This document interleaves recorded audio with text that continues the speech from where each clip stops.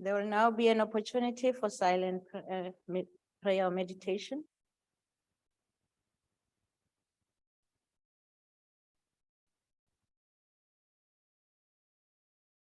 Thank you. You may be seated.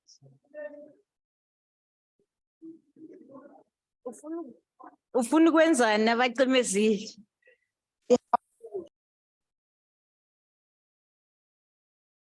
Members on the virtual platform, please check your gadgets and make sure that they are muted.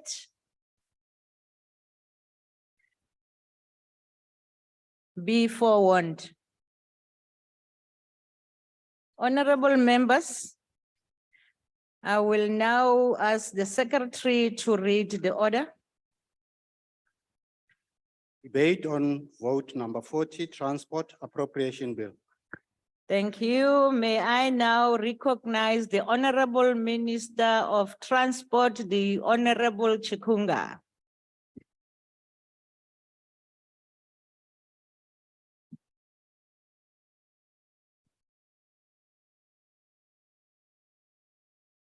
Honorable House Chairperson, Deputy Minister, Honorable Lisa Mangu, Acting Chairperson of the Portfolio Committee on Transport, Honorable Members of the Portfolio Committee on Transport, Honorable Members of Parliament, fellow South Africans.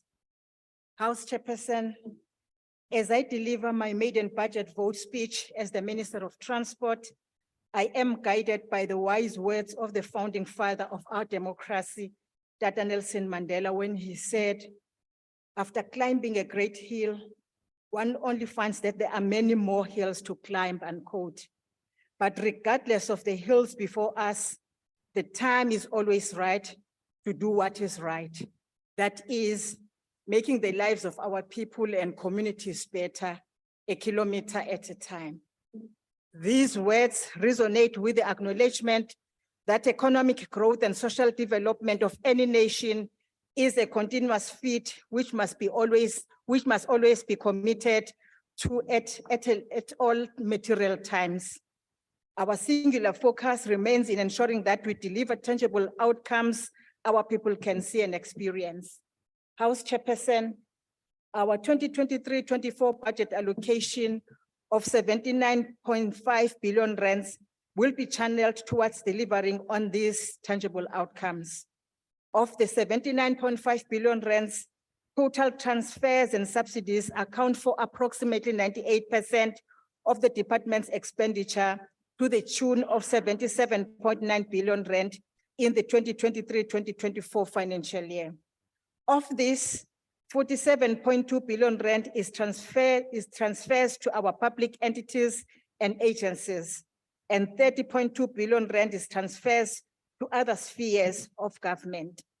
House Chairperson, our roads program plays a pivotal role in facilitating activities relating to maintaining the country's road networks.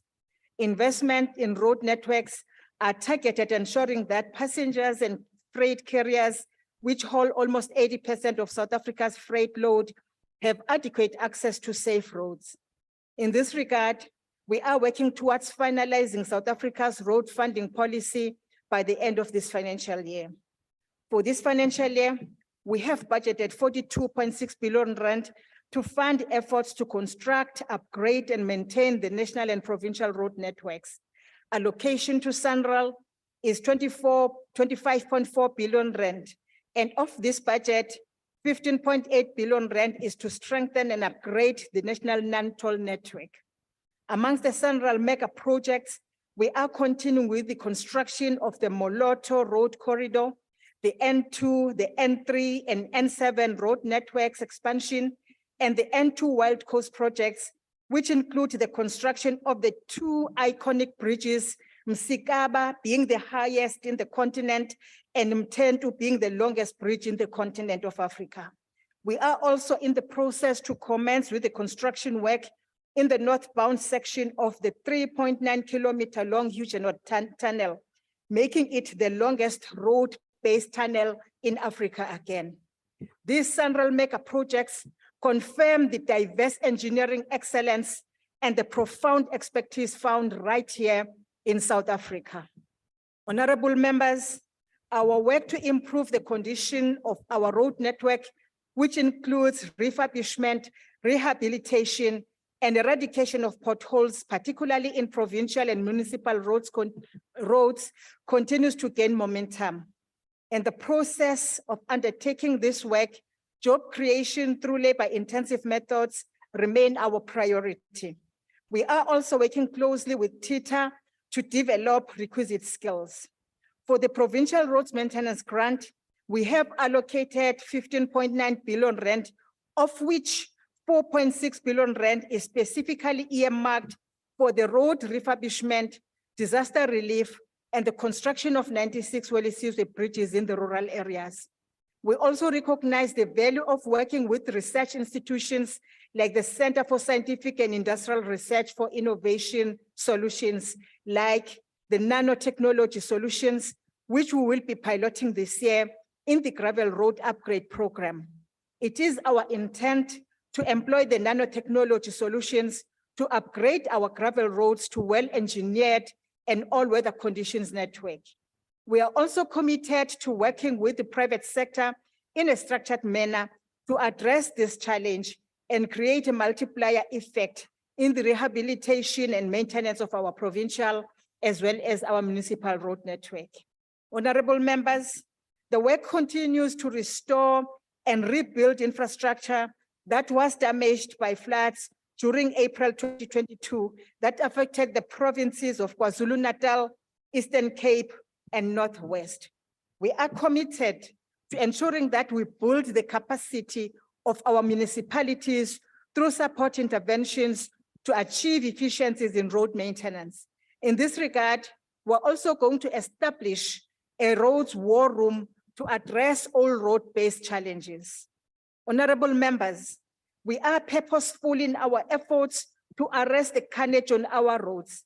In this regard, the Road Traffic Management Corporation has introduced a new era in traffic policing training curriculum. We now have the first cohort of graduates qualified with an NQF level 6 qualification and have joined the ranks of our traffic law enforcement officers.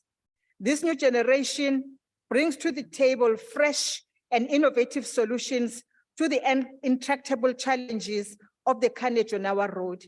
They are reinforced by technological innovations to rein in the lawlessness of our roads and provide visibility 24/7 and 365 days. We have previously committed to maximizing visibility of our traffic law enforcement officers by declaring traffic policing a 24-hour, 7-day job. The number of provinces that have completed the necessary processes has actually increased, and our intention is to ensure that the remaining provinces finalize outstanding work in this regard by the end of this financial year. For this task, we have allocated a budget of 220 million rands this financial year to the Road Traffic Management Corporation, that is TRTMC. Honorable members, we remain resolute as government to deal with challenges confronting the freight industry. In June last year, the Minister of Transport, together with the Ministers of Labor, Police, and Home Affairs, signed an 11-point plan with the entire freight industry to find common ground and thus find each other in the stabilizing of the industry. Ours is to continue to build the sector to grow a transformed and inclusive economy served by a modern and resilient transport system. The Cross-Border Road Transport Agency, CBRTA, is central in regulating the road freight industry and ensuring its ability to meaningfully contribute to the economy through the implementation of Linking Africa Plan and through the Africa's Continental Free Trade Agreement. The CBRTA is a self-funding entity. Its expenditure is expected to increase from 274 million rands to 286 million rands in 2023-24 financial year. House Chair, our work towards delivering a public transport system that meets the needs of our people continues to gain traction.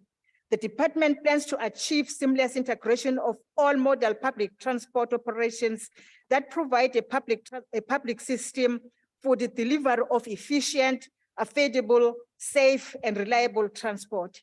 In this regard, we will achieve this through the Public Transport Network Grant and the IPTNs, the details of which will be covered by the Deputy Minister. We are processing the public transport subsidy policy, which will be published for the comment soon after approval by Cabinet. The public transport funding model will also be approved this financial year. The taxi recapitalization program remains an important intervention in the transformation of the industry, underpinned by improvement of passenger safety. The budget for the taxi recapitalization program increases from 477 million rands to 479 million rands in the 2023-2024 financial year. In this financial year also, we will implement the recommendations of the reviewed tax recapitalization program by implementing projects which, amongst others, include the finalization of the approved 60% ownership of the taxi scrapping agency by the taxi industry, implementation of taxi broad-based ownership structures or cooperatives across the 57 regions, 9 provinces, and a single national structure. We will pilot and monitor the single ticketing system for all government subsidized public transport operators. The Taxi Relief Fund, secured by the Department of Transport to mitigate the negative financial impact of COVID-19 on the minibus taxi industry, came to an end on the 31st of March 2023. Approximately 440 million rand has actually been disbursed, accounting for over 80,000 operating licenses. Discussions are taking place with the National Treasury to ensure that the unspent funds, if possible, do not reach, in fact, do reach the intended beneficiaries. We are supporting the parliamentary process of the Transport Appeals Tribunal Amendment Bill, as well as the National Land Transport Amendment Bill for approval, if possible, by March 2024. Honorable members, in the 6th administration, we have made significant milestones, which include historic white paper on the national rail policy, which is the first of its kind in South Africa, manufacturing of modern trains at the Gibela factory in Ekurhuleni, and recovery of critical commuter rail corridors following devastating theft and vandalism of our rail infrastructure. Our work to rebuild commuter rail continues in earnest. In the last financial year, we committed to recover 10 priority corridors. I'm pleased that we not only achieved the target, but we exceeded it by recovering 13 corridors. In this financial year, we plan to recover 16 priority corridors, 8 in Gauteng, 4 in KwaZulu-Natal, and 4 in the Western Cape. The full recovery of the Central Line in Cape Town remains our topmost priority. The cooperation between the National and the Western Cape Provincial Departments of Human Settlement, the HDA, and the City of Cape Town to relocate the illegal settlements on the rail reserve will enable us to achieve full recovery of the line. PRASA remains ready to execute this project. For the 2023-24 financial year, we will transfer 20.5 billion rand to Passenger Rail Agents of South Africa, that is PRASA. These funds will mainly focus towards implementing PRASA Strategic Corridor Recovery Program, signaling, which we have said it has to be prioritized, and continuing with its rolling stock renewal drive. Capital expenditure is expected to increase from 12.5 billion rand to 12.9 billion rand. The portion of the transfers to the agency for operational expenditure increases from 7.2 billion rand to 7.5 billion rand in 2023-2025. In his State of the Nation address, President Cyril Ramaphosa indicated that the national rail policy will guide modernization and reform of the rail sector, providing, among other things, for the third-party access to our rail network. The national rail policy pronounced that the interim rail economic regulator capacity, IREC, will guide the strategic direction for implementing economic regulation in the rail sector. Additionally, the National Rail Policy mentions IREC as a model that will be utilized as an interim arrangement for rail economic regulation within its mandate until the Transport Economic Regulator is established. I must announce that the department has commenced the process to develop the urgently required National Rail Master Plan, which will further assist in the identification of network constraints, opportunities, including infrastructure improvements and rail network expansions that is required to assist in creating a conducive environment for both private and public sector participation. Chairperson, as we continue to transform the face of our economy, the transport sector cannot be left behind as we remain focused on transformation and greater participation to enable the development and growth of a truly inclusive transport sector. It is for purposes of effective transformation of the sector that we have formulated the Transport Economic Regulator Bill. This bill, when passed, will ensure a level playing field in the sector and ensure regulation of monopolies towards fair pricing and easier access to new entrants, among other aims. Now, as Chairperson, it gives me pleasure to announce that last week, we appointed and introduced the Integrated Transport Sector BBBEE Council. The urgent task of the council includes ensuring that as a sector, we have integrated transport sector BBBEE codes to address acute transformation challenges experienced in the main within the aviation, road freight, as well as maritime sectors, as well as to create a tool to bring awareness and address the skills shortage in ensuring development of Black professionals. Honorable Chairperson, the maritime sector remains strategic in enabling economic growth and increased trade. Our efforts to support the maritime manufacturing capabilities, boat building, skills development, and training will be strengthened and will be led by SAMSA. We are testing our different solutions to address the tax regime as an instrument to attract shipping companies to register their vessels in South Africa, leading to the growth of our register. Honorable members, Aviation Infrastructure Program will provide support to the airport company South Africa's recovery and sustain strategy that includes playing an active role to support provincial airports and invest in specialized airports such as drone airports, taking advantage of emerging opportunities brought about by technology in moving air freight. At its airports, the company forecast a passenger growth of 25.2% in 2023-24 and an increase in air transport movements of 17.3%, growing from 11.7% year on year. Revenue is expected to increase to 5.7 billion rand in 2023-24, driven by the expected increase in passenger numbers as the air travel continues to recover from the COVID-19 pandemic. We will support AXA to grow its footprints and play a bigger role in building and managing airports in the country and elsewhere in the continent. We equally intend supporting the growth of the domestic aviation industry. For the year 2022-2023, OR Tambo International Airport won Best Cargo Airport in Africa. Cape Town International Airport won the Best Airport and the Best Airport Staff in Africa award, while King Shaka International Airport won the Best Regional Airport in Africa award.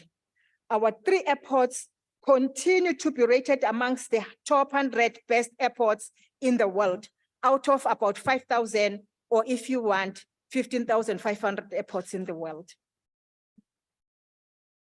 The Airport Traffic Navigation Services company maintains its focus on providing safe, efficient, and cost-effective air traffic management solutions and related services, with the bulk of its budget expected to be used on communication, surveillance, and simulator systems. its total revenue is expected to increase from 1.3 billion rand to 1.9 billion rand during this financial year, that is 2023-2024. The non-regulated business has become increasingly critical for ATNS growth and long-term positioning of the African continent. Through its commercial services division and as part of its service excellence and innovation strategic pillars, ATNS is seeking to further leverage strategic joint venture opportunities on the African continent, thereby extending its services, product offerings, and geographic reach. House Chair, expenditure of the South African Civil Aviation Authority, SACA, is expected to increase to 894 million rand in 2023-2024. SACA will focus on strengthening their effort in the implementation of general aviation safety strategy through the use of innovation and technological solutions. I'm pleased to announce that the SACA led a coordinated process of audits conducted by the following international bodies. One, the United States Federal Aviation Administration, following an audit conducted in November 2021. The final outcome audit assessment confirmed that South Africa has retained its Category 1 status with the United States. The benefit of this outcome is that South African airlines can operate directly into the United States with no hindrances. In August 2022, South Africa was also subjected to a universal security audit program by the International Civil Aviation Organization, ICAO.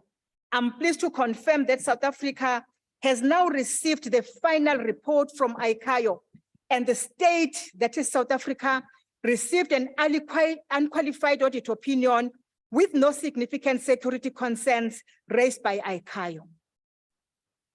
In November 2022, South Africa's aviation security cargo system was assessed by United States Transport Security Administration. The outcome of this assessment confirmed yet again that the cargo security system of South Africa is on par with that of the US. As a result, the TSA granted South Africa permanent recognition. This means that South African cargo operators wishing to operate in the USA can do so unhindered without a need to undergo individual assessment by the USA.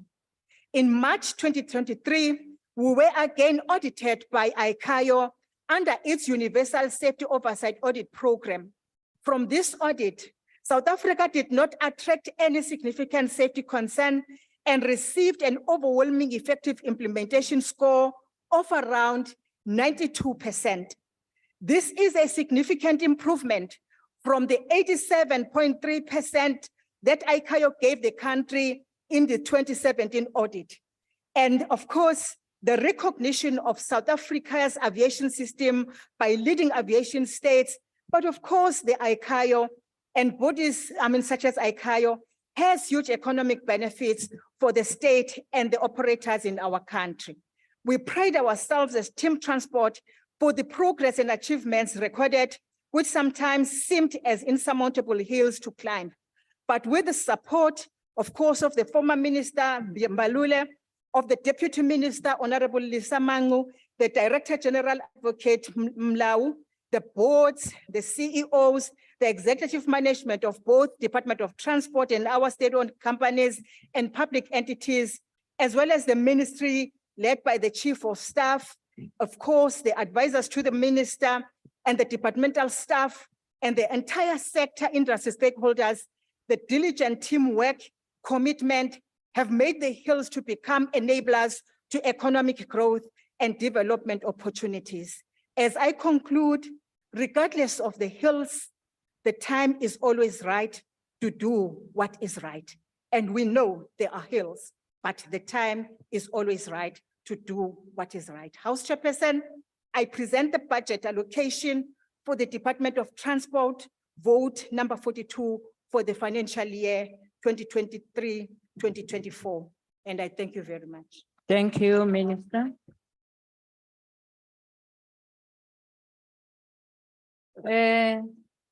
Motlhomphegi McDonald, sebaka ke sa gago.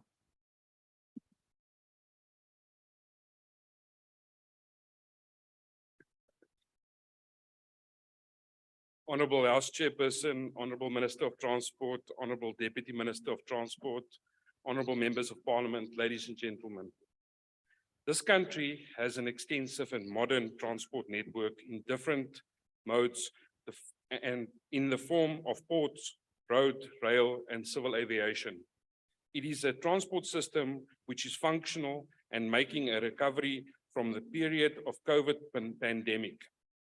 While ports, road, and rail made a quicker recovery, the aviation industry is still steadily recovering, with passenger numbers increasing daily.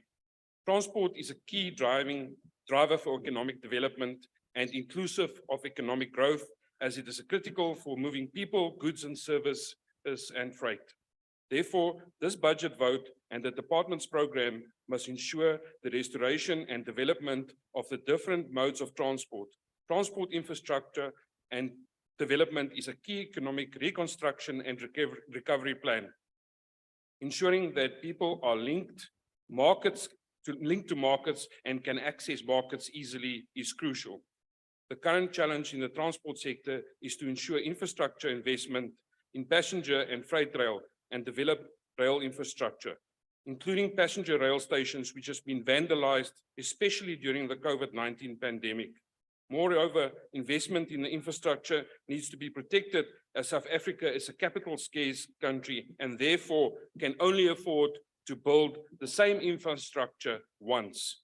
Moreover, the funding model utilized through the budget is decentralized in a delivery in other words, the department develops legislation and policy and transfer budgets to the provinces and entities, which are delivery instruments of Department of Transport's infrastructure. These entities report directly to the department on assigned responsibility by the National Department of Transport.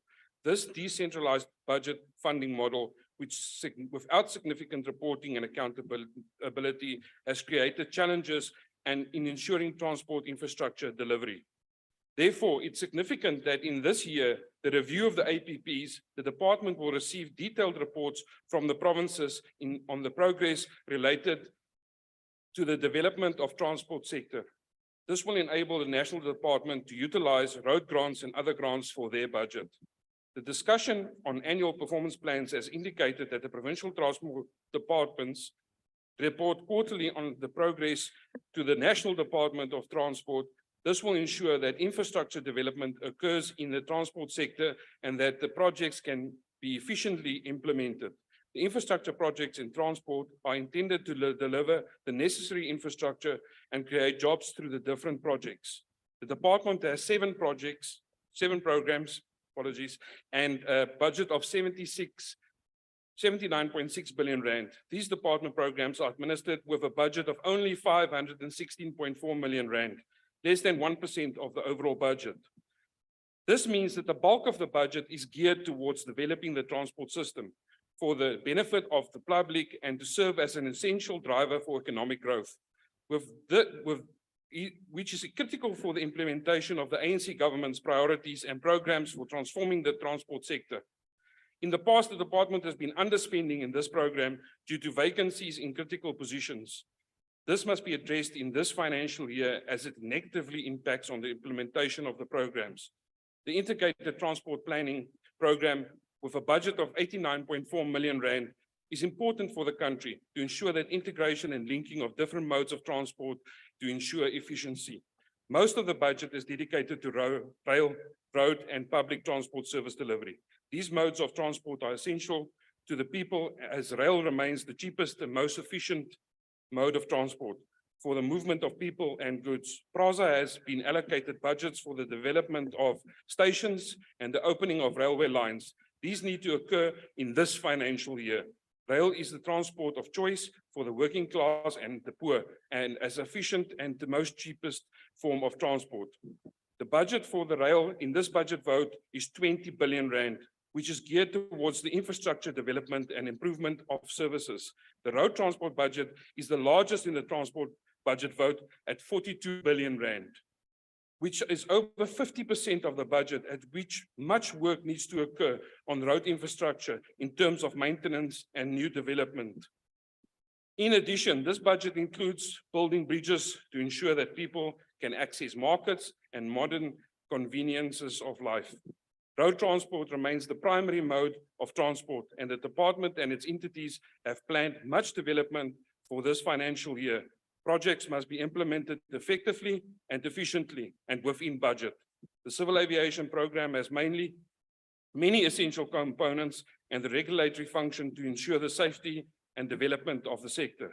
This is critical as the tourism industry heavily depends on this transport mode. The budget for this program is 314.5 million rand.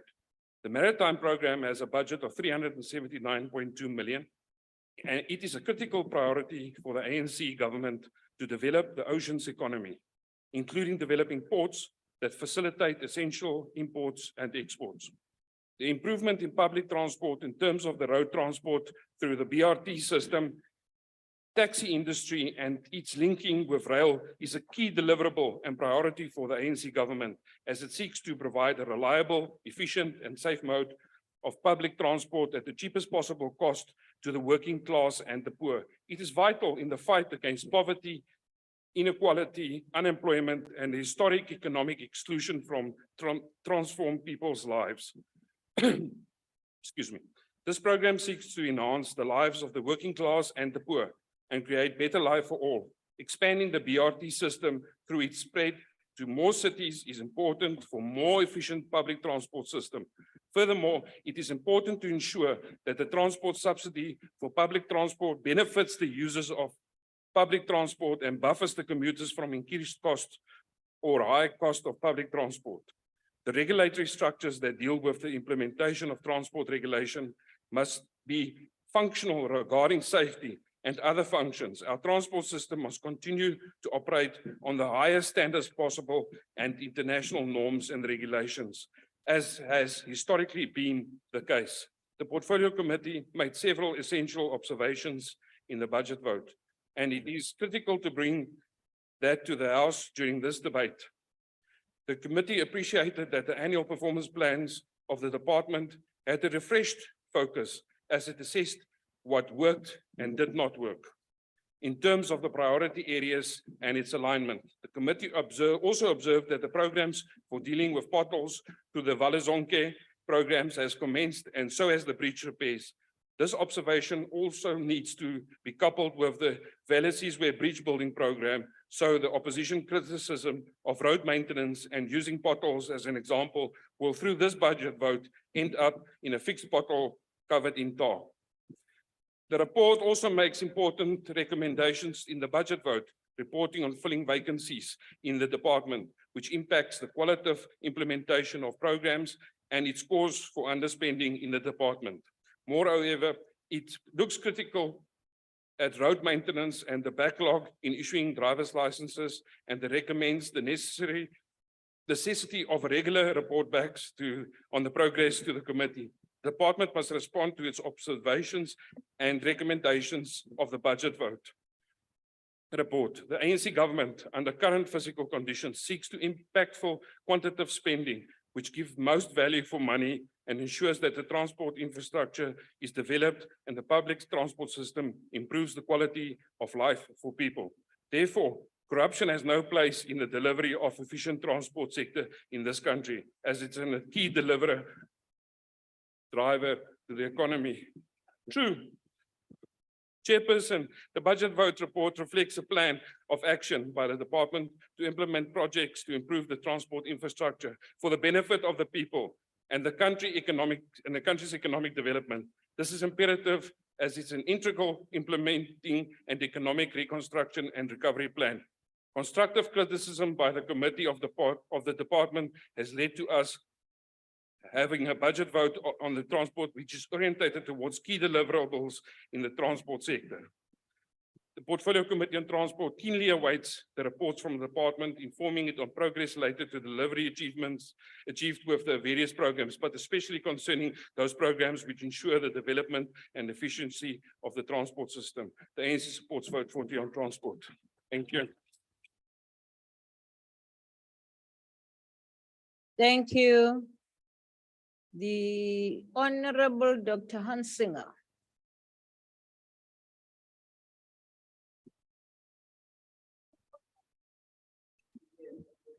As Chair, after the lockdown was lifted a year ago, we now find ourselves in a new setting with new circumstances. In a generalized context that includes a deteriorating economy, acute cash difficulties, business confidence at a low, fiscal credit rated grey listing, unresolved supply and value chain operations, and catastrophic brand damage. And the biggest indicator of worse times lying ahead, our GDP data, which came in 3 times worse than expected. 7 out of the 10 major sectors shrank. It is far more difficult to make transport in South Africa function after the shutdown than what it was before. The 750-day shutdown and how it was handled will have a long-term implication on transit, transport and transportation, and the ability to regain traction on the necessary enabling economic climate. In scrutinizing this budget, signs of impactful measures to win back on what was lost should stand out. From a budget in these conditions, measures to prioritize facilitating growth enablers should be clear and upfront. Instead, what did surface is best described in the words of Peter Drucker's famous quote, and I quote, "There is nothing worse than doing the wrong thing well." End quote. The unmet budget expectations implied through this citation, however, are just one layer in the scope of disappointments. Despite the critical need for an absolute focused approach to this year's budget under ANC control, the Portfolio Committee interviewed the least number of entities that I have seen in 9 years. Even worse, it appears that the committee's oversight procedure have remained in shutdown mode. There hasn't been a single formal site visit by this Portfolio Committee to any of the 12 transport organizations. In contrast, the DA has undertaken a multitude of inspections and engagements because we believe in seeing for ourselves. One simply cannot fix everything that's wrong with budget. For this reason, with the start of this term, 4 years ago, the DA suggested some very important combined Portfolio Committee meetings.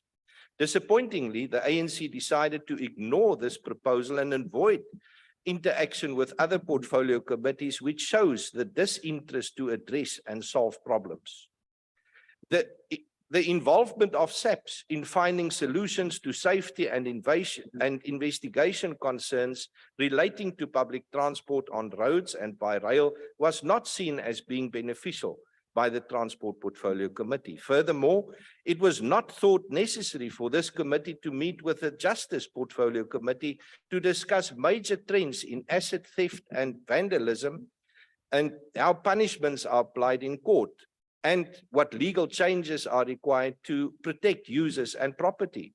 These serve as 2 pertinent examples amongst others, like coastal matters with the environment, education about scholar transport and defense on marine disaster preparedness. The DA also requested the schedule of proposed pieces of legislation 4 years ago so that we may plan more effectively, gain insight and set priorities for significant change. Such a list or pipeline was never been able to be given to the committee. Under ANC control, the Portfolio Committee's role has largely been reduced to line following and rubber stamping. With a couple of bills and amendments that were tabled, as in 2009, the National Land Transport Act was rushed through the process and embarrassingly had to be returned to the committee. As with the ARTO bill, our warnings about conflicting content with the Constitution were not taken seriously by the ANC. Similarly, for the same reason, implementation of the ARTO Act is in suspense pending a constitutional court ruling.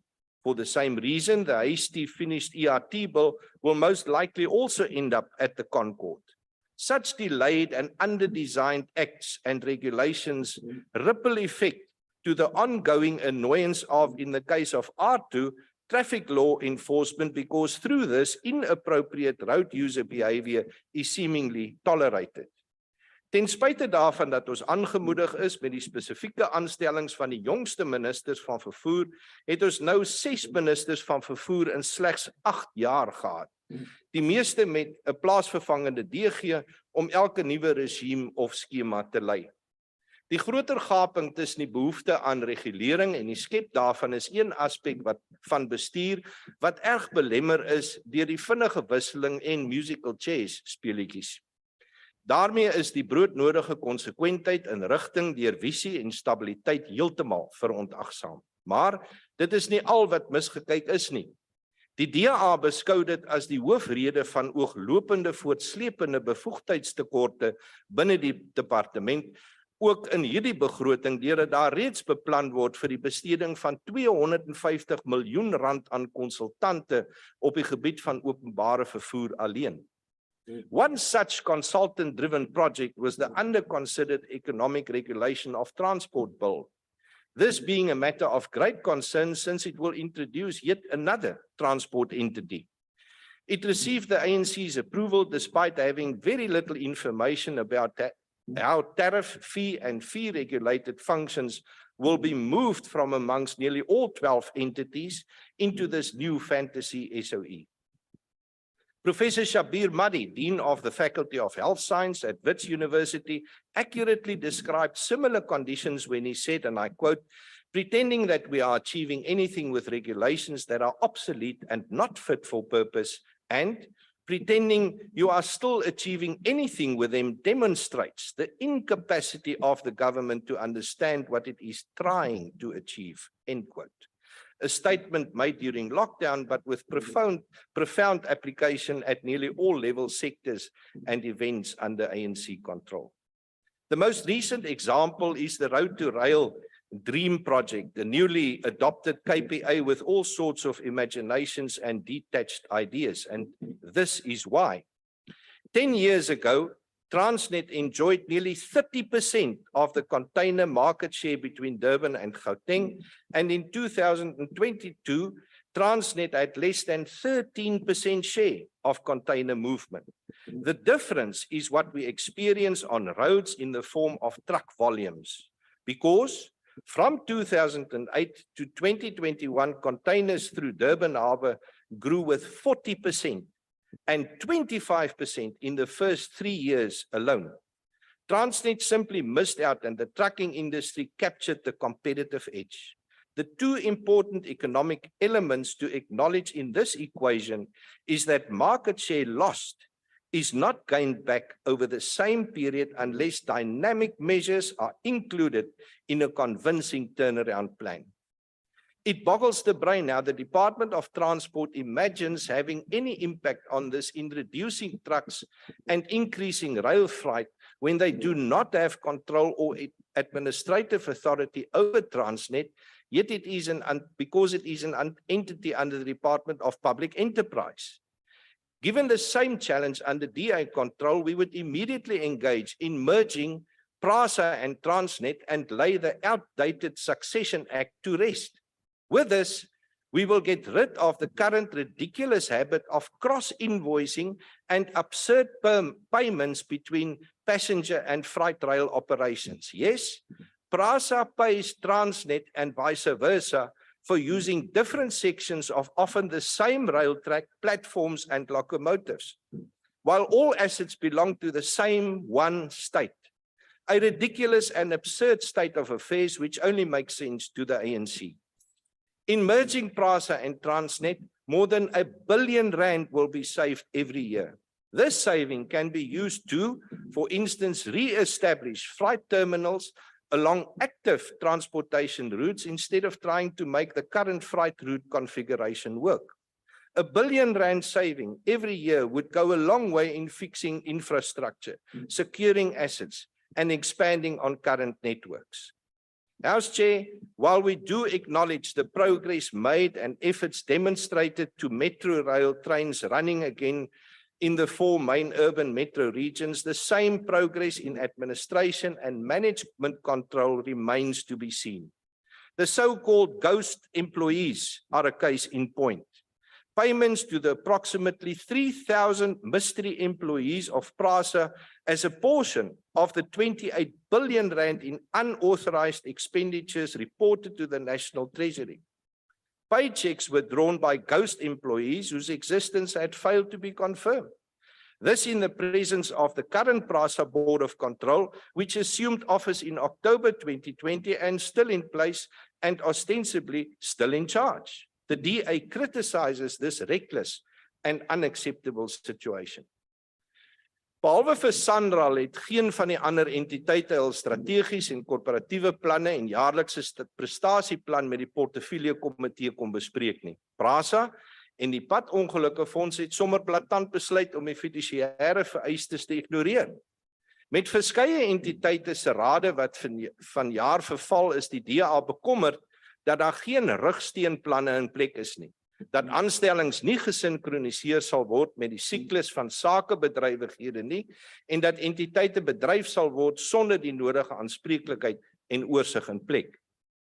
This transport budget under ANC control does not reflect the advancement of opportunities for the people of South Africa. Proof of this can be found with rail infrastructure maintenance and investment, which will decrease by 55% from 42 million to 19.7 million rand. The crucial road program budget will also decrease by 32%, and the aviation budget will decrease by 29%. Talk is cheap, and ANC promises are free. The traditional fiscal dumping and careless management must end. The DA is ready for this opportunity to be entrusted with this and this budget. Vote DA and let's fix this. Ndiabulela ngikesha NND Pelona. I thank you. Ek dank u.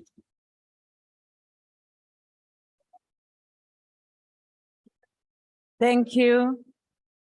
Mamnul Chungu.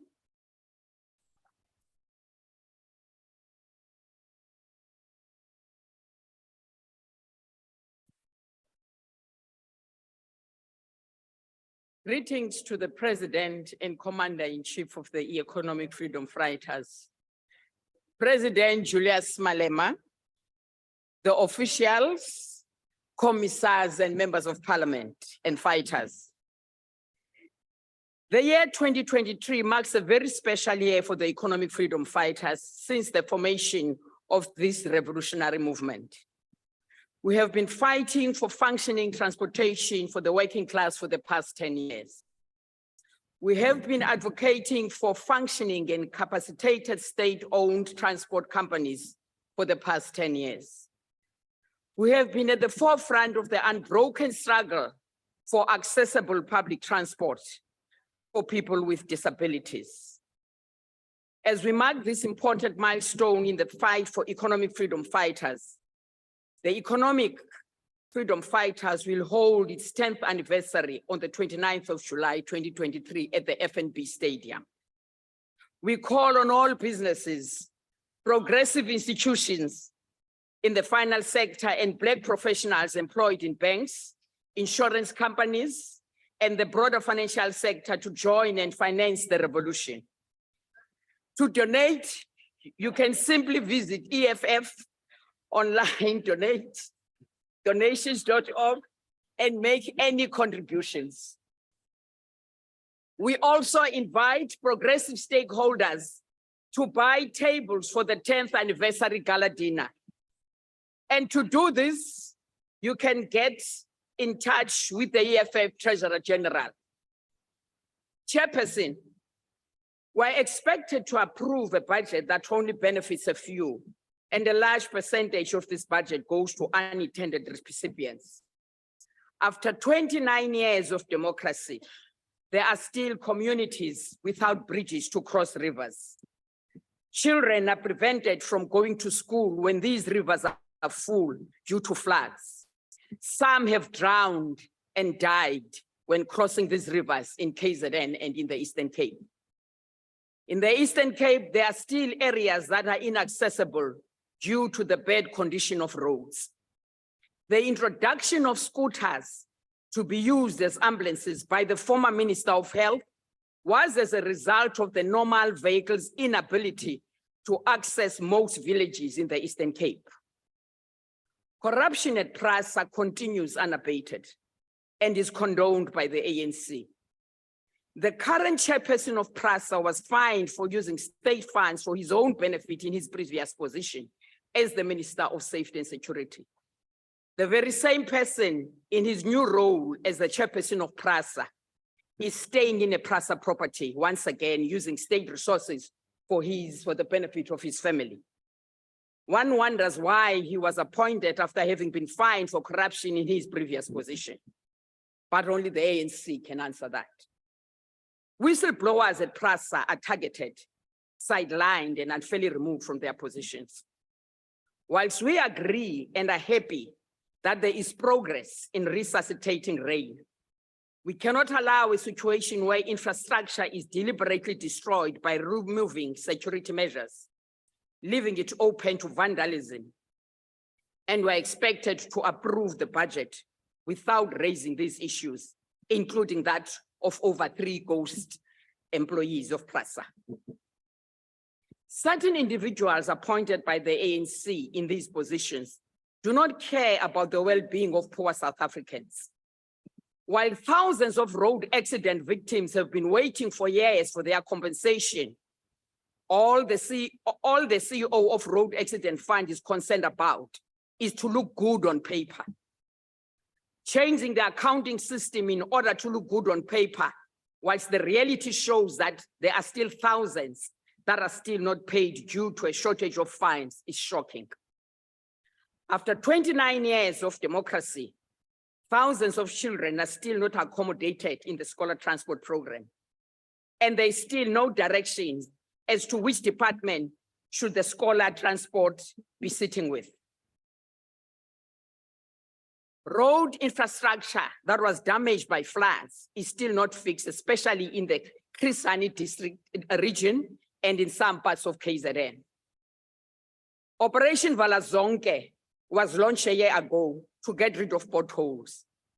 It came as a shock when the Department of Transport indicated that the system that they are using to detect potholes cannot tell them where the place is.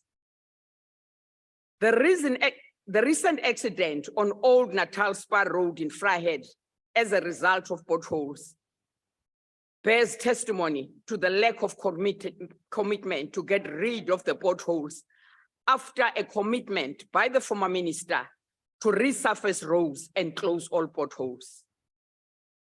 Taxis are most people's only option for daily travel, accounting for 70% of work trips. A move towards the formalization of this industry was established in 1999 under the taxi recapitalization program. 24 years down the line, the industry is still in the process of being formalized. The ANC government is committed to providing a safe, accessible, affordable, efficient, reliable public transport system for all South Africans. In reality, our public transport system is inaccessible. It is expensive. It is unsafe, inefficient, and very unreliable. Finally, Chair, 7% of South African population is made up of people with disabilities, and no provision has been made for them to access the different modes of public transport. The response Honorable to this challenge, member, your we are time told is that up. this is too expensive. As long as the transport for people with Honorable disabilities is Noluchungu. not catered for, Thank you. the EFF rejects this budget. Thank you.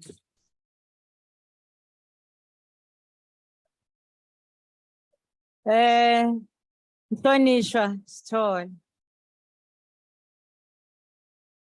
Asibonga kakhulu mphathi ohlelo.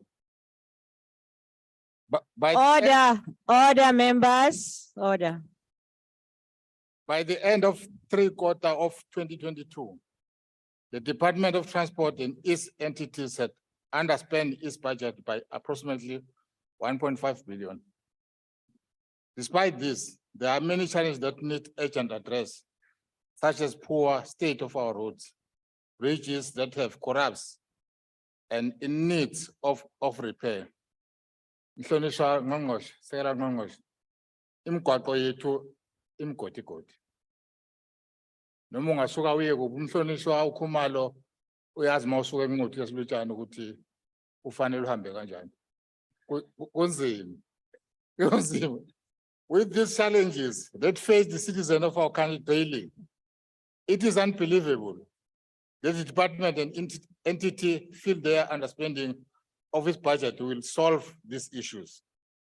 It is especially contradictory that the entities under departments such as PRASA, SAMSA, and RTIA are underperforming and failing. By blaming the lack of funding, why also underspending? These entities have also yet to submit the annual performance plan to Parliament, which clearly shows their lack of will to account on the people of this country. We call on the minister to provide answers on how entities under these departments can achieve their turnaround strategy if they are grossly underspending their budget. Honorable Chairperson, the IFP has continuously been calling for formalization of tax industry. And unfortunately, this has turned out to be a non-starter program. This government is failing to approach all relevant stakeholders in tax industry, such as National Taxi Alliance. This means that one of the biggest taxi association that transport millions of people had not been given an opportunity to contribute to how its formalization could look. This is unacceptable, as more than 15 million people make use of this vital industry per day. Public transport in South Africa is a key player in the travel and economy of our country, yet government has not sought to make their changes that would protect our communities, and especially our children. We must seek and standardize scholar transport in all provinces, where scholars have access to safe, reliable, and affordable transportation. We cannot continue in a fashion and with knowledge, but our children at risk. Currently, there is a situation where scholar transport in some provinces are in the care of the Department of Transport and other under the basic education. Whatever the government reason for splitting the two, we must ensure this system of transportation meets the highest possible standard of safety, reliable, and cost effectiveness. Mhlonishwa Ngqongqoshe, iy'ngane zethu zeqa imfula, zihamba amabanga amade. Ngicela ngesibuyisele isithunzi sezingane zabantu abambisholo. The department needs to account for misalignment between the plans it shares every year in National Assembly and its actual performance and service delivery, and its lack thereof. Despite the above mentioned concern, the IFP is carefully consider its view to support the bill. Thank you very much. Thokoze Mhlonishwa. Akhbara, let me.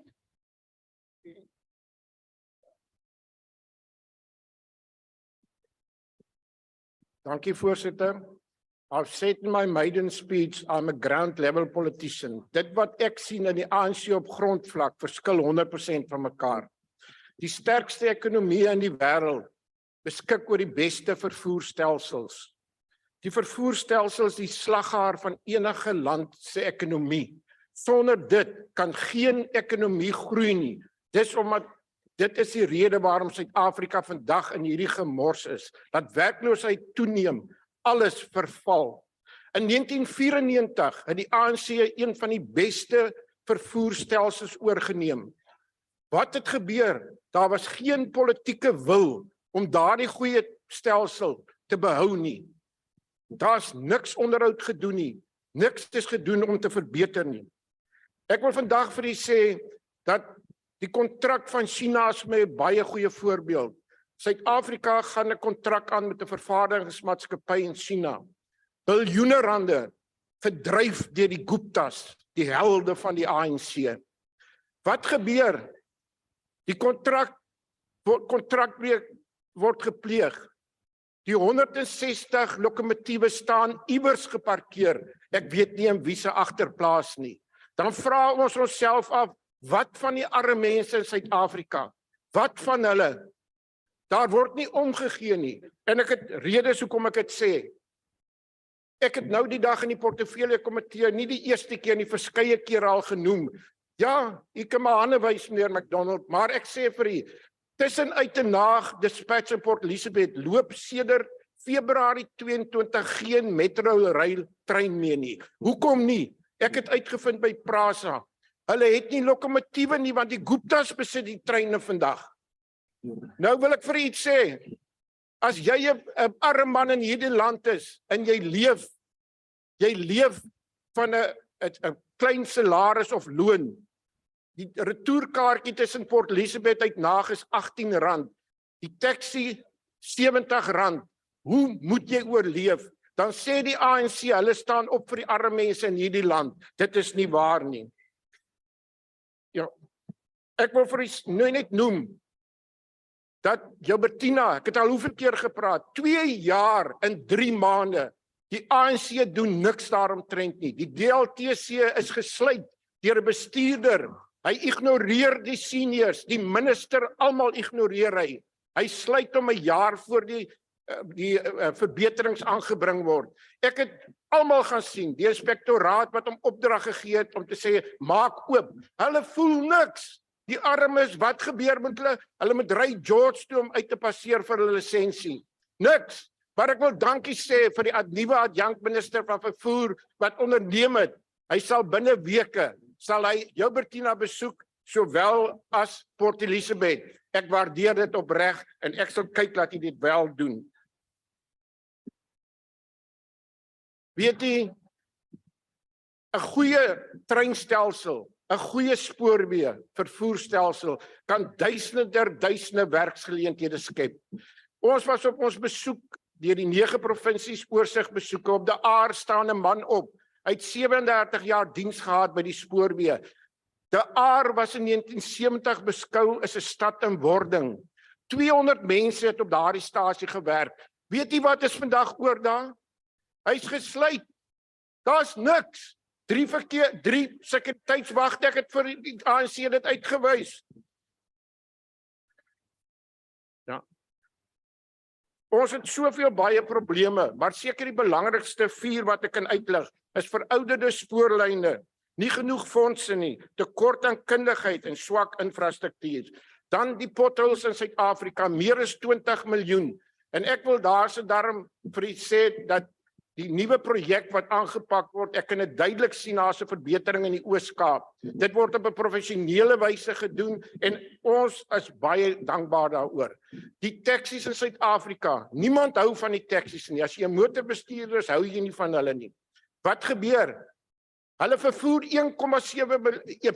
105 miljoen mense per week.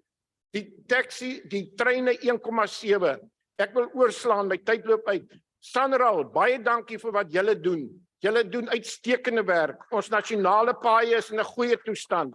Ek sien die R62, die alternatief vir die N2, gaan ook nou opgradeer word.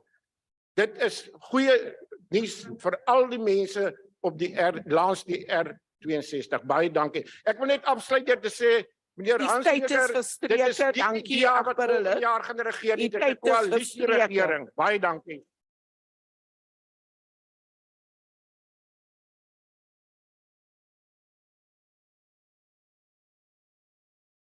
Honorable 3. Dank nie my notas gebruik.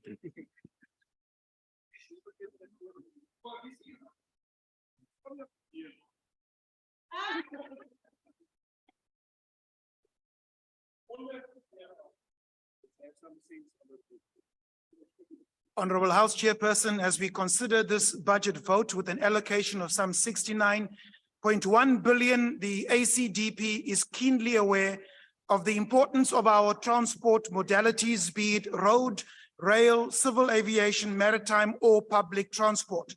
From time immemorial, nations have understood the importance of the different transport modalities, be it the Silk Road spice routes, the Trans-Saharan trade route, or the biblical King's Highway.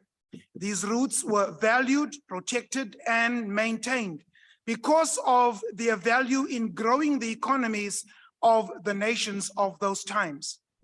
Regrettably, the same cannot be said of this department because in the view of the ACDP, it has failed to value, protect, and maintain the key transport modes entrusted to it.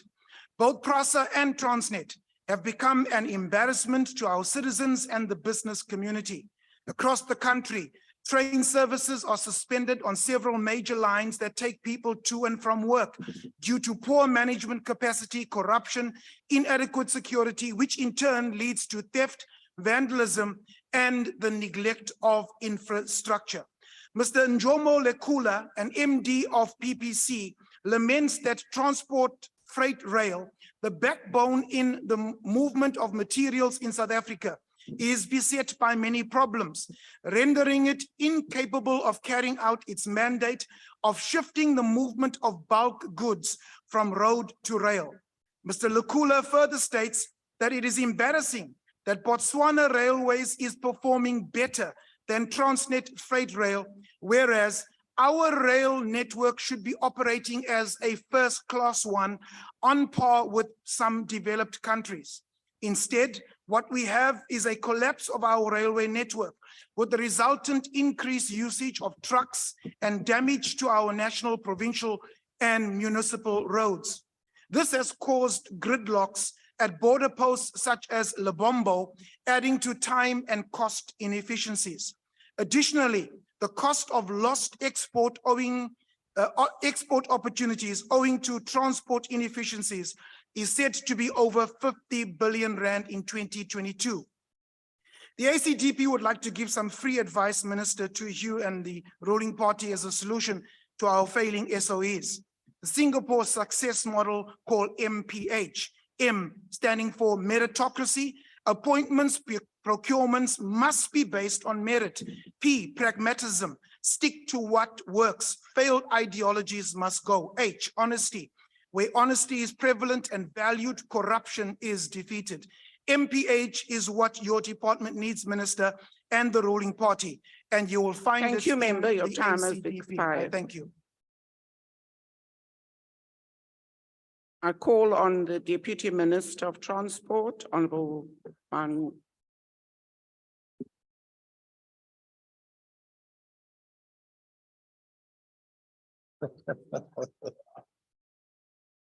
Thank you very much, House Chair, Chairperson of the Portfolio Committee, Minister of Transport, Ms. Sindisiwe Chikunga, Ministers and Deputy Ministers, Director General of the Department of Transport, Chawe Ngos, Ama Chawe Zingos, honorable members, colleagues, fellow South Africans, we greet you this afternoon. Good afternoon. It's indeed a great honor and privilege, which I do not take lightly, to be given this opportunity to debate this budget vote before this House. We do this as we marked last month 30 years since the brutal killing of Comrade Chris Hamilton Hani by the enemies of democracy who still exist today. The heartless killing robbed us of a leader, a father, and a visionary we have not forgotten, and your death will not be in vain. We also learned with shock the horror passing of 14 people in the last few days, 6 of whom were killed on the N2 between Mossel Bay and Voorby in the Western Cape. On the 13th of this month, 32 people seriously injured. 8 more people were killed on the N2, 14th near Sibangweni outside Mthatha. We extend our heartfelt condolences to all those families, and we wish those in hospital a speedy recovery. Honorable members, road crashes and deaths not only have a devastating impact on individuals and their families, but carry the potential to place additional pressure on the country's already strained healthcare system and lead to a loss of economic productivity. House Chair and honorable members, In the words of President Obama, which are very relevant, having listened to some of my colleagues earlier on, he has this to say, and I quote, "The cynics may make the loudest voices, but I promise you, they will accomplish the least." Road safety remains an important pillar to making transport the heartbeat of economic growth and social development. It is in this light that the Department of Transport, we have set ourselves a target to reduce road fatalities. The task of achieving a reduction of 25% of road fatalities looms large and requires of us collectively to employ different methods to dent this phenomenon on our roads. After successful piloting of the ARTO, we were set back, as one colleague said earlier, by the High Court of Gauteng, and now the matter is before the Constitutional Court. We accordingly have set aside expenditure of the RTIA, which is expected to increase at an average annual rate of 4.5%, from 487 million to 555.6 by 25-26. On the road accident fund, we have had a legislative mandate to compensate victims on road accidents or crashes. Although the road accident fund has not been receiving good media coverage of late, I have the privilege and honor to say this entity continues to perform exceptionally well, despite all the negative talks. After monitoring the Q3 and Q4, I can share that the total value of claims paid out over the MTF period signal a decrease. On railway safety, honorable members, railways provide a safe and sustainable form of transport worldwide. Whilst the actual level of safety achieved can vary widely, even within economically developed areas, such as the EU, railways are typically amongst the safest modes of transport. Inevitably, Xavier? Okay. You see, that's the issue. When you listen, you don't talk. Inevitably, this level of safety comes with an associated cost, and balancing safety performance and cost in one of the key global themes. On rail safety bill, this bill seeks to improve the regulatory framework of the railway safety to improve the safety of passengers and freight. It seeks to repeal the National Rail Safety Act. Cheers. The department seeks to improve competition in the rail sector by finalizing the private sector participation framework by March 2024. The railway safety regulator continues to elevate the safety of our railways at the global level. To this end, the rail safety regulator will be hosting international rail safety experts from the International Rail Safety Council here in South Africa in the Western Cape from the 1st to the 6th of October, 2023.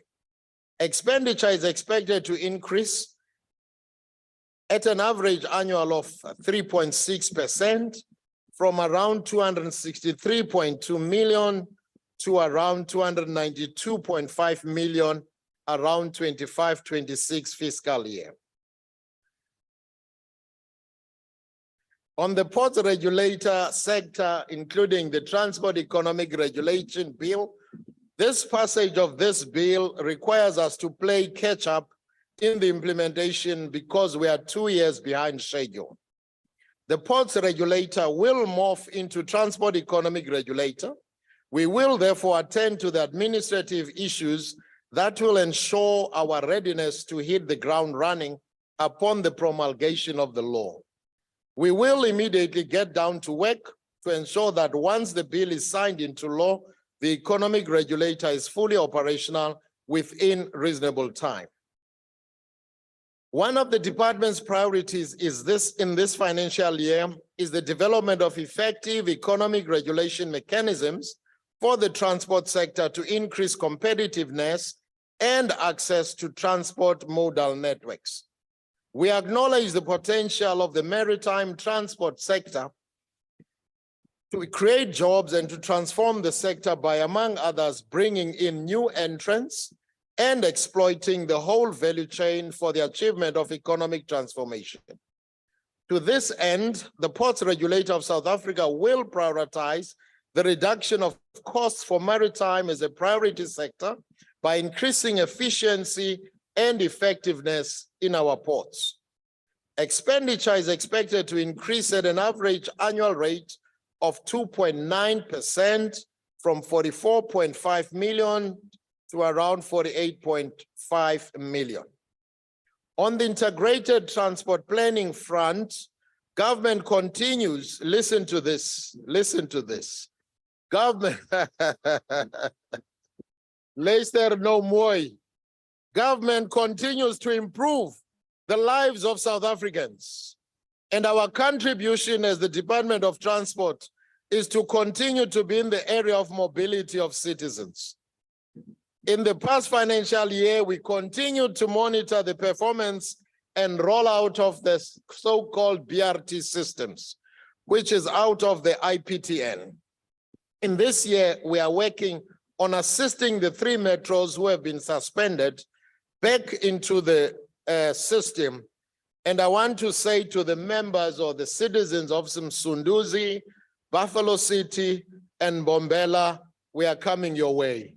You are going to have your BRT in this year. Furthermore, the department is focusing on some of the following key interventions, but certainly not limited to them. Finalizing the National Public Transport Funding Model, the key thereof is to subsidize the users irrespective of the mode of transport they use. We will develop and operationalize the National Public Transport Regulator, which will be fully responsible for all functions envisaged in the National Land Transport Act. Full implementation of the recommendations of the review of the taxi recapitalization program. House Chair, I am pleased to announce once more to those citizens of those major cities that we will be coming. We are committing to a more interventionist approach in our monitoring and evaluation function. House Chair, honorable members, fellow South Africans, the issue of climate change cannot be left unattended, especially in transport.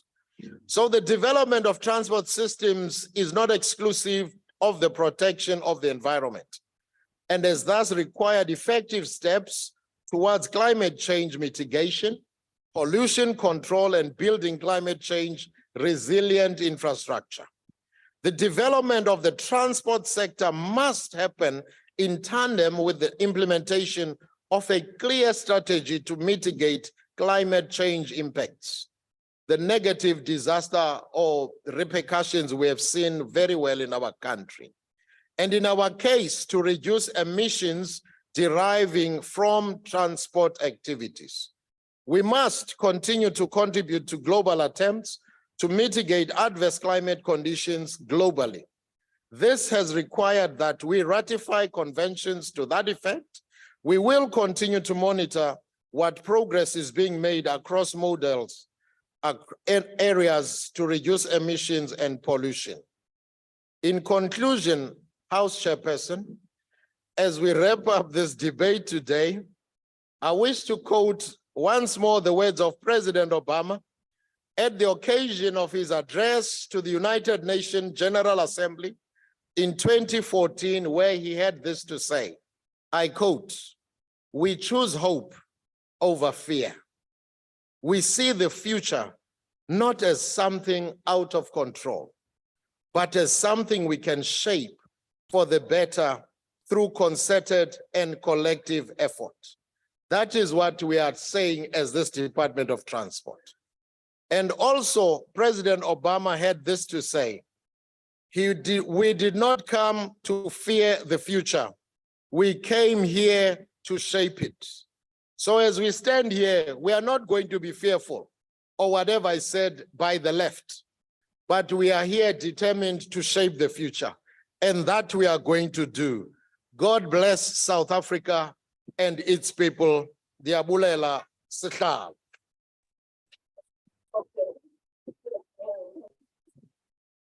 Thank you. The next speaker is Honorable Order Members. The next speaker is Honorable Zungula, who has been approved to speak on the virtual platform. Thank you, Chairperson.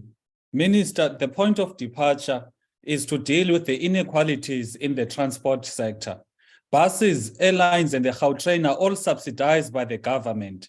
Yet the taxi industry that carries more than 70% of commuters is not subsidized. These subsidies would bring much needed relief to commuters, especially with the increasing fuel prices. Minister, for some citizens, having a license is the same as having a qualification. However, the practice of having to renew a license every 5 years brings strain to most of those citizens.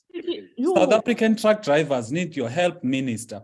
Companies are removing South Africans from truck driving jobs and replace them with non-South Africans because they can exploit them with slave wages.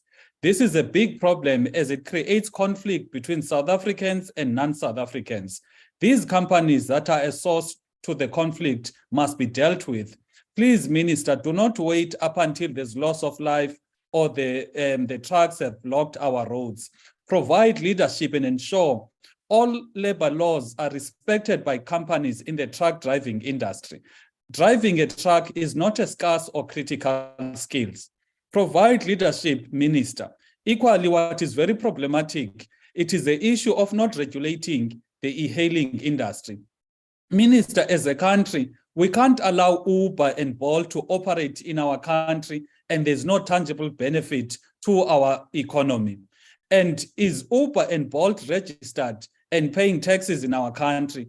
In England, Minister, these companies recognize drivers as employees and they're given employee benefits. However, in our country, the same companies recognize the drivers as social partners and the drivers do not receive any protection or employee benefits.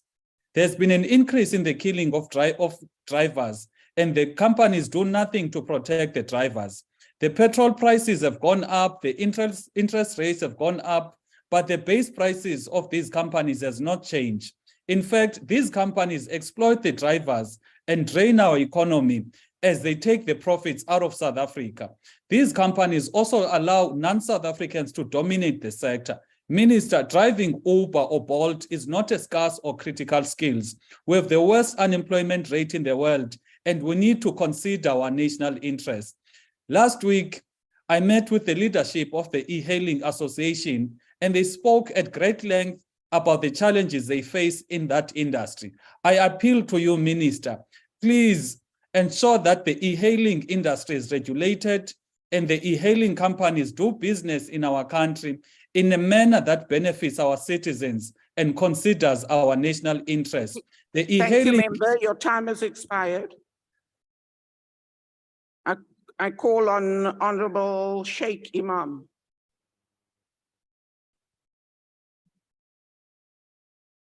Thank you, House Chairperson. Allow me to educate this House on what is happening in Palestine. Over 700 road obstacles control the movement of Palestinians in the West Bank alone. Over 700 blockages. So people cannot move freely on the roads in the West Bank in Palestine alone.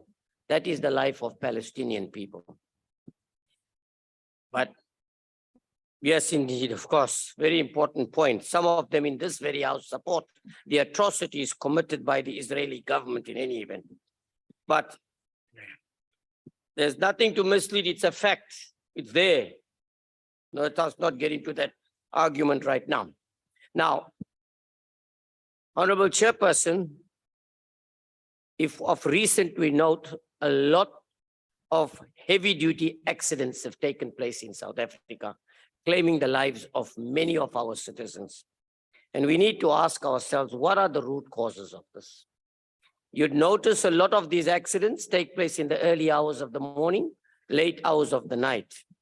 But let me give you some statistics from the University of Witwatersrand, which found that all long-haul truck drivers in South Africa get less than 5 hours of sleep a day. The survey also found that many truck drivers, Minister, work over the maximum of 71 hours per week, mandated by the South African Labor Relations Act. In fact, those surveyed worked an average of 93 hours a week. I know of a youngster that was driving a fuel tanker.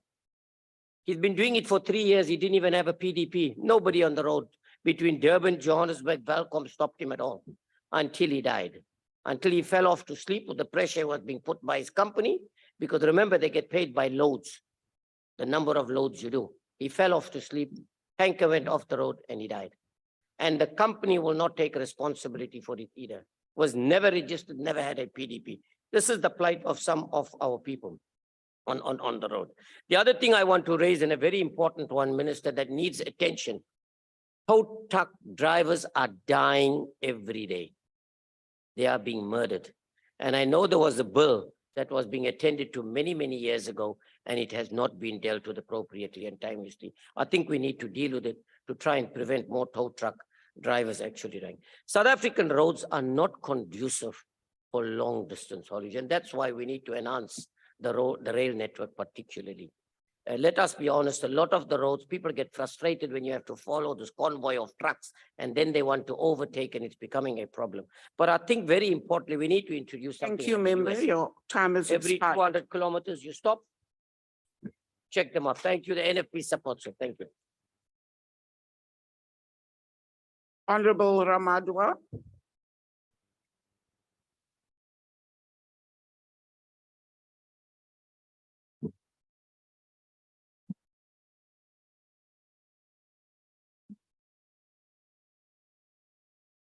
Muhulisei Mulangadzulo. Mirado ya Butano la Rushaka.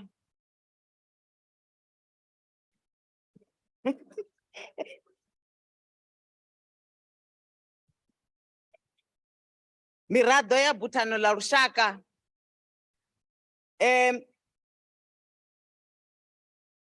Rushaka rwa Afrika Chipembe ngau angaredza.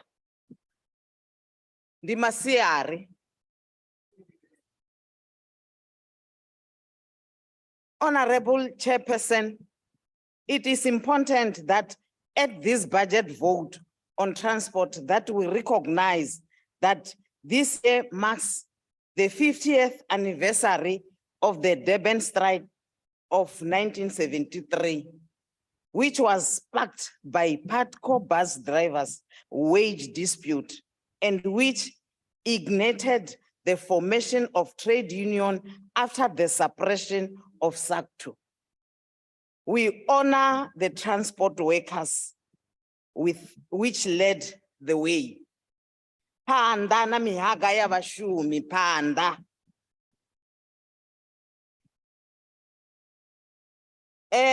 Honorable Chairperson, the country has a vast geography and therefore has a sophisticated road and rail network which links different parts of the country.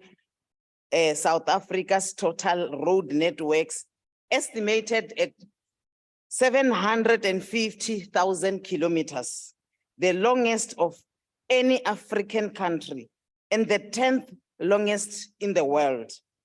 The country has some 25,000 kilometers of rail network, of which the metro rail system consists of 471 stations, 2,228 kilometers, and carries an average of 1.7 million passengers per weekday. This is certainly not a small network of road and rail transport. The critical issue flowing from this budget vote is the restoration, maintenance, development of the road and rail network in the country. Honorable Chairperson, the budget vote on transport is a program of action to resolve the critical issue affecting road and rail transport.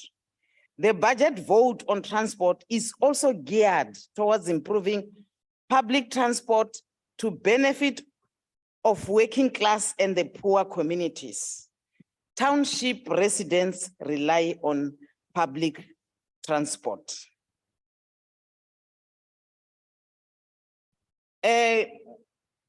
Muhulisei Murangadzulo, Wiendi Habadani, Ndihone Sia, Wiendi Habadani, Ndihone Sia Lihurane, La Wiendi Kashango Lino, Kau endedza vatu, miwalo na dzimwe tshumelo.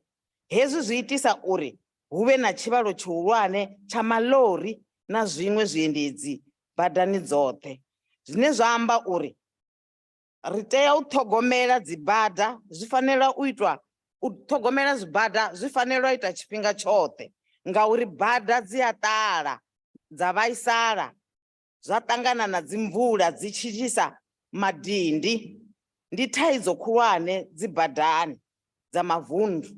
Hezwi zwa madindi ndi zwone zwine zwa itisa uri huve na dzikhombo. Ndayotewa ya ANC izwi vhea zwavhuḓi khagala uri bada dzi fanela u vhavhalelwa, dzi ṱhogomelwe na uri zwa madindi zwi vhe zwithu zwa ḓivha zwa kale. Muhulisei Mulangadzulo, rine sa muhasho, sa portfolio committee ya vhuendi, ro dzula na muhasho ra amba nga mafhungo haya a mugaganyagwama. Ra vhona zwo fanela zwa uri rine sa ANC ri khou tikedza, ri khou supporta hoyu mugaganyagwama. Therefore, in the budget vote report, the committee expressed concern over poor state of the provincial and municipal roads and the lack of routine maintenance. The lack of maintenance only increases the problems and makes it more expensive to repair.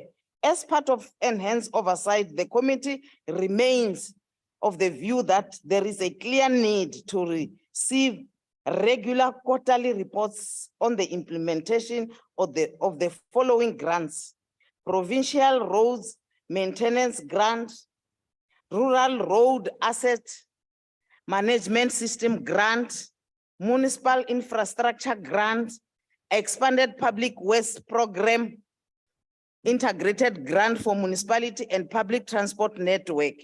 The funding is being made available and the work must be done as per the budget. Muhulisei Mulangadzulo, zviyatakadza uwana uri madindi kha dzibada dza masipala na mavundu adoshumiwa naho nga thandela ya vala zonke yo rangwa phanda nga Sanral kha mbetshelwa ire hone kha ṅwaha honoyu. Ndi zwa ndeme uri huve na tshumisano vhukati ha mihasho uri hezwi zwi bvelele. Heavy duty trucks on the road play an important economic role in moving goods and freight to market and export. However, it is important that drivers and truck companies assume the safety of the trucks through adhering to weighbridge restriction, and there should be no tired drivers on the road who are working long hours.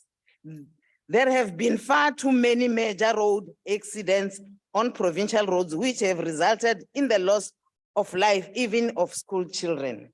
The ANC government opposes such driving condition on trucks, drivers, and road safety is of paramount importance. Therefore, the entities of the department dealing with road traffic management and road traffic infringement must enforce road regulations, and way bridges must be operational to ensure compliance with road regulation. Road safety is an important part of the program of the Department of Transport, and many road accidents are caused due to vehicles being not roadworthy or through the illegal convention. SANRAL has embarked on a number of significant road building projects as reflected in the budget vote report. These programs are geared to improve the road infrastructure in the country, will create nearly 200,000 jobs in different parts of the country. This is a major contribution to the reduction of the unemployment in the country. Transport is a driver of the economy. This infrastructure development is geared towards implementation of the goals of the economic reconstruction and recovery plan. This bridges building program is a critical part of work that the Department of Transport is engaged in, that has ensured that the communities which were affected by the floods now have access to service and children can go to school. This enables access to make the jobs of the people from our communities. While opposition parties shout about the ANC government poor delivery, the government has already delivered 43 bridges in flood affected areas, and more is to happen in this financial year. The current backlog in the issuing of driving lessons remains a source of concern for the committee, and the budget vote report indicates this concern. This must occur as a faster pace, and the development needs to ensure that the printing machine to expedite the issuing of driver's license is obtained to replace the current machine. The ANC government opposed to backlog in service delivery, and our people must be serviced efficiently. Utara na uvaisara hazibada. Utara na uvaisara hazibada. ANC aiminazo. While department strives to discharge its mandate set out in the NDP, MTSF, and SONA, there is still a room of improvement. One of the areas that the department needs to improve. Your time is has to- expired, Honorable The Minister. ANC support this budget. I don't see Honorable Nyonso in the house, so we will take the next speaker, which is Honorable Lesoma.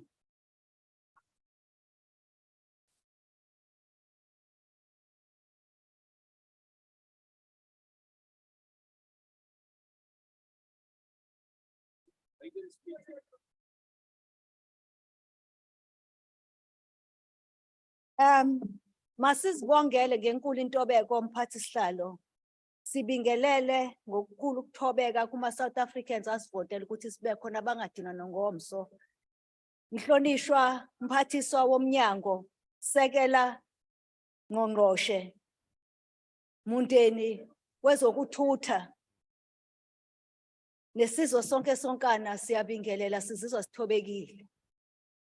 Honorable House Chair, probably let's deal with the housekeeping matter so that we can focus to what we're supposed to say here. And of course, Honorable Member, I'll agree with you. Even in committee also, I also agree with you that the DA Blue Book doesn't care, doesn't reflect the areas of Ikaelisha, Michelle's Plain, Kuyasa Road, Philippi Road, and more that I can count. You haven't seen that. Honorable House Chair, fellow South Africans, allow me to indicate that the transport sector in the country covers all modes of transport in all parts of the country. The transport sector contributed some 340 billion in revenue to the GDP, which is 6.5%. The transport sector is also a major contributor to job creation, directly and indirectly in the country, as the sector employs more than 600,000 people in different parts of the country, led by Gauteng and KwaZulu-Natal. Nature of the industry means that there are also indirect jobs and direct jobs, and also financial capital economic beneficiaries in that space. the rolling stock for rail occurs through local manufacturing. Honorable House Chair, this demonstrates in no uncertain terms that we are dealing with a functional transport system that works 365 days, 24/7 of the year. The opposition party, of course, we would not have invested less or more. Their narrative that suggests that nothing is working rather than on what is working. And of course, nothing working for as far as themselves. And I'm sure even others, they forget that they use the transport to be here. Such a contradictions. Transportation is linked to the level of output, employment, and income within national treasury and economy. Therefore, the push in this budget vote to ensure that there is transport infrastructure development as part of the sector contribution to ensure the implementation of economic reconstruction and recovery plan, which is quite critical in the transport sector as a driver of economic development, as it were.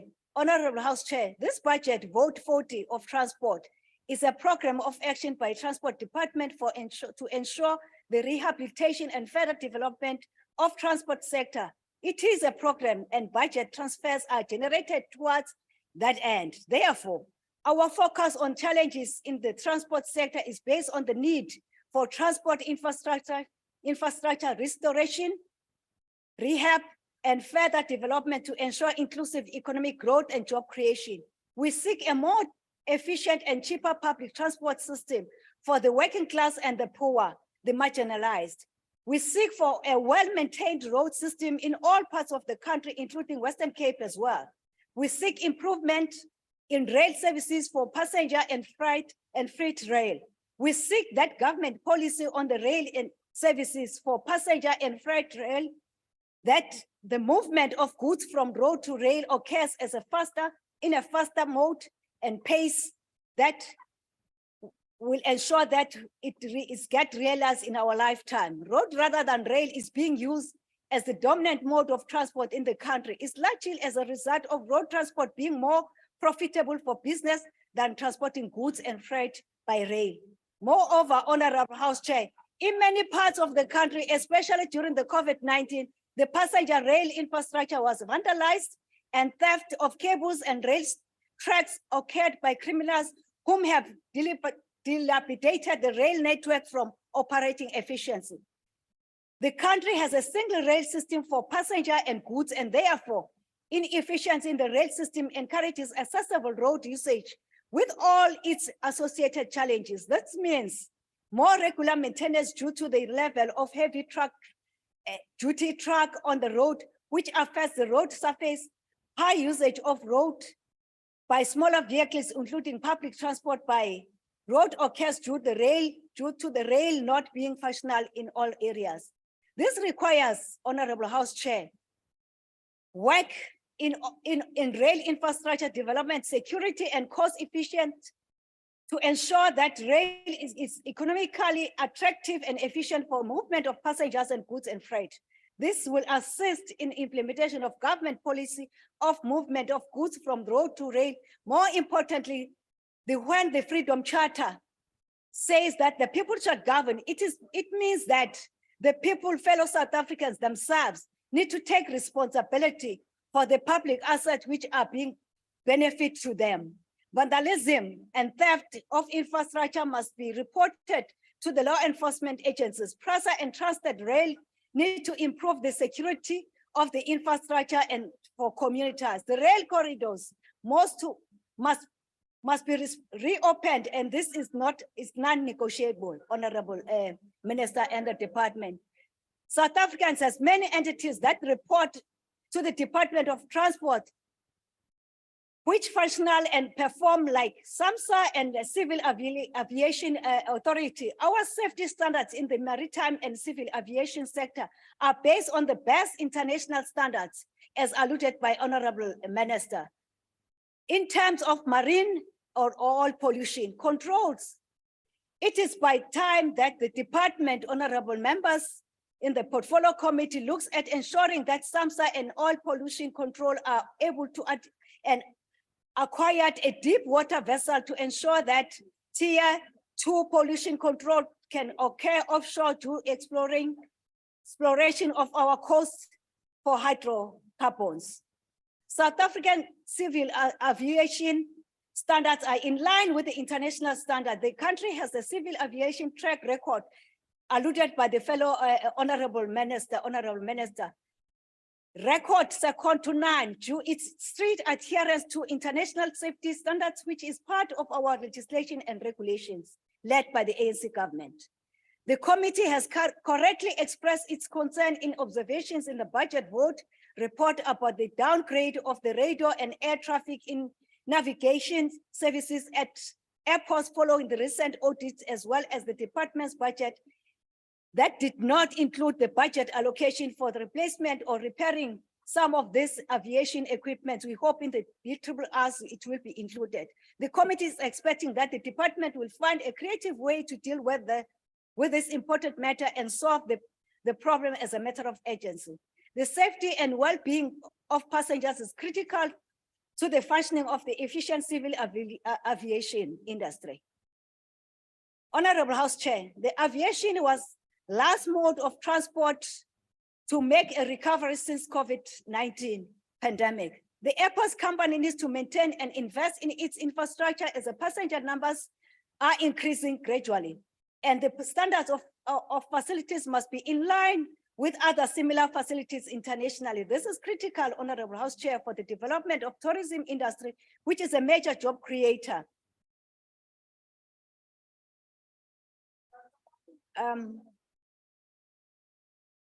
The financial recovery of this otherwise stable and I'm not going to be distracted, by the way, performing SOEs is most welcome in this.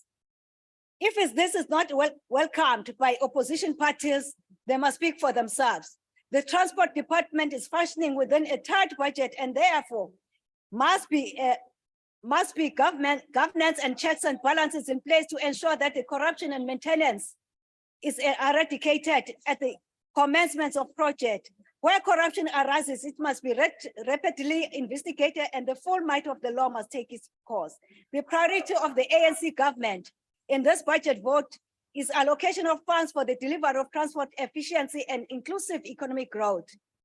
Honorable House Chair, probably let's deal with the issues and ignore whoever is rented crowd here. The problem of poor roads in the Western Cape is experienced in African townships in particular, and Black townships in general. And there is a poor service delivery in those townships. Khayelitsha, as I said earlier on, it's a link between the airport and N2 highway. Get public transport to work in the Western Cape. Give us the rate. Honorable, you can do better than that. I had respect on you, but nevertheless, what more can I expect? The Western Cape only works due to high cost for basic services, which undermine the living standards of the working class and the poor. Public transport, like every else, is expensive, we all agree, but it doesn't need that you must include the disadvantaged developed areas. The electorate, which has placed confidence in the ANC government, knows what it has delivered to transform the lives of the people, the poor and the marginalized. And we appreciate and also are much alive in the challenges that we face, but we're equal to the task. It should be clear that this program, as reflected in this budget vote, are geared towards improving the lives and bettering the lives of the ANC. We stand here in support and urge the House to agree and support the budget vote for the of Transport Committee and Department.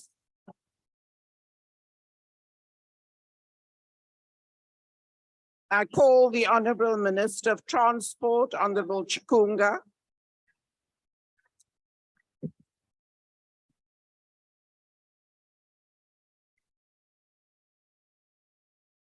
Thank you very much, House Chairperson.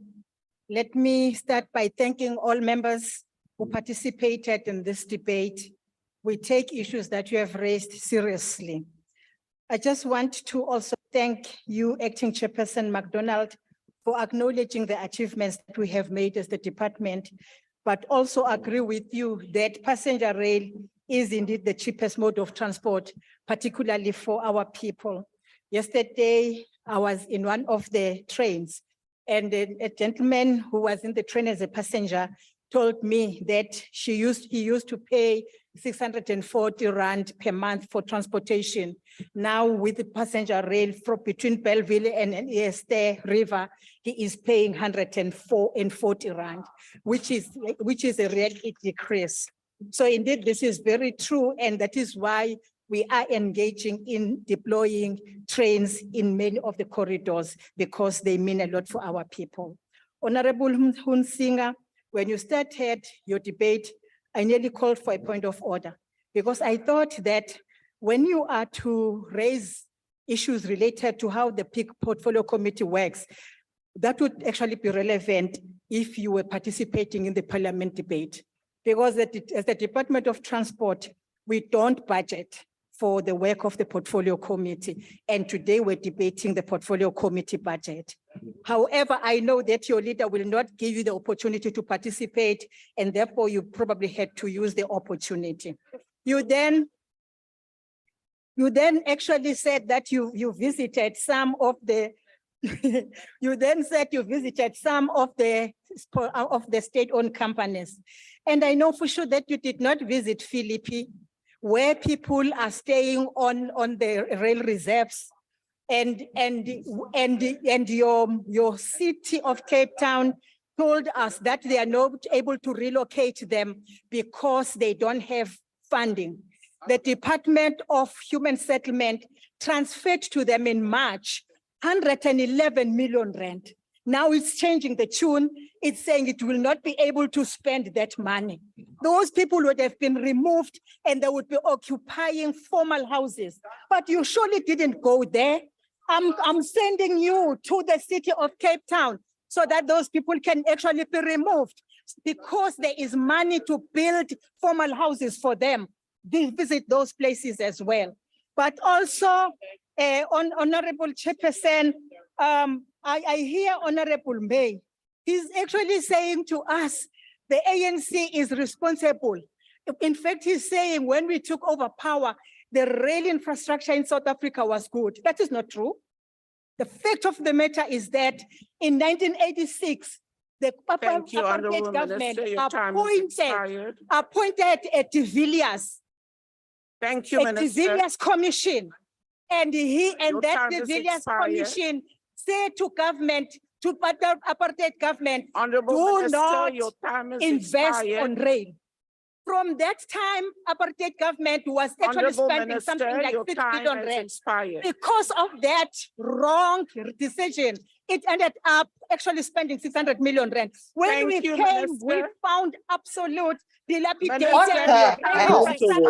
This is a fact. This is the decision of your people. Your fathers and grandfathers. We are reversing that because we are a caring government. Chair, sorry. But also, as the Department of Transport, I think the Zungula is talking about the subsidization of the taxi industry. That is, Honorable Minister, what we are doing with the national subsidized policy. And we are going to subsidize the youth and not. Your time is expired. Why are you not switching off a mic? Why are you not switching off a mic? Still have time. Speaker. Time is expired. A minute, 21 seconds ago.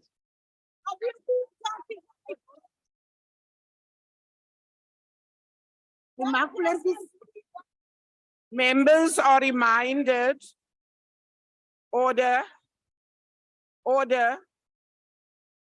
Members are reminded that the debate on Home Affairs budget vote will take place in this chamber at 5:15. That concludes the debate and the business of this mini plenary session.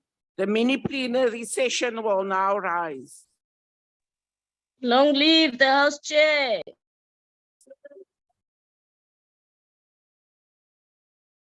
Recording stopped. On this